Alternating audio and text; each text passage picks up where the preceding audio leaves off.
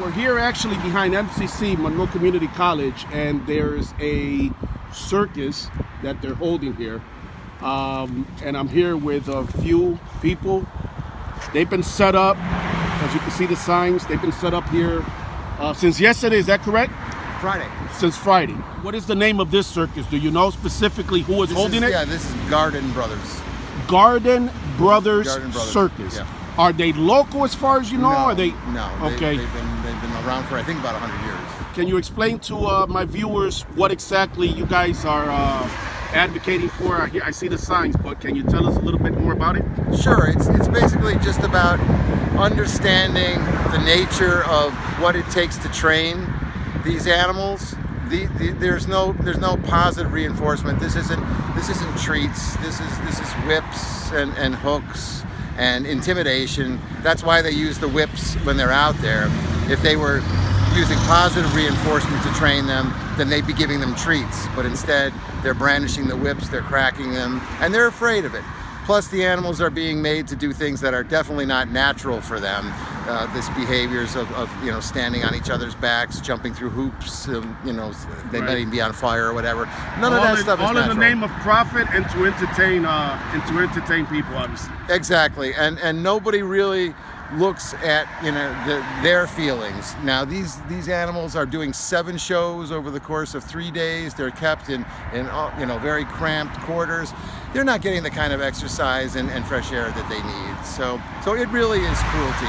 And this is just one visible aspect of the entire plight that animals face. We kill 50 billion industrial farm animals, the chickens, the pigs, the cows, that live in the most inhumane conditions that you can imagine. And it's actually illegal in some states to photograph the conditions where they live, because these industries don't want that information getting out. Oh no, absolutely. And actually it reminds me of Wegmans food markets. A few years back, and I don't know exactly how many, but a few years back, a couple of younger folks got into one of their egg and chicken plants, and they made a video, and I don't know if you remember that, they were charged with trespassing. And of course, Wegmans being a huge company didn't want that getting out of the inhumane conditions where the chickens were literally cramped. And you know better than me, but they were cramped, and literally they were, sometimes they're, or most often than not, they're cramped to the point where many of them will actually be dead. And there'll be other chickens literally just standing on their carcasses, of the dead ones. Let me ask you a question. You said Friday, that's a couple days, so this is your 3rd day here. What has been the response? Has it been positive? Has it been mixed? I know I drove through here a couple times before I stopped now, and I see people literally, and I hate to use this term, but it is what it is. I see a lot of soccer moms, let's say, with their kids in the SUVs and their gas guzzling SUVs just driving right through here and right past you guys. Do you think people pay attention? What do you think the response has been, and what do you think people take from your presence here and from the signs, obviously, that you're holding up, which are very, very bold and get to the point quick? There's the whole range. There are some people that are open and responsive. We just spoke to a young man, a student, who was just very curious. He said he'd never met a vegan before, and why were we out here? And he wanted to know not just about the animals, he wanted to know about health, he wanted to know about the environment. Right. And by not eating animal products, you become healthier, the environment will become cleaner because you don't have all that animal waste that produces the greenhouse gases. Right. And then of course the animals don't get tortured and slaughtered. As far as not so open reactions, we've had them too. I mean, there have been people that have wished things on us that we didn't appreciate. You mean in general with your work or your advocacy, or right here in these past 3 days? Right here driving by. Wow.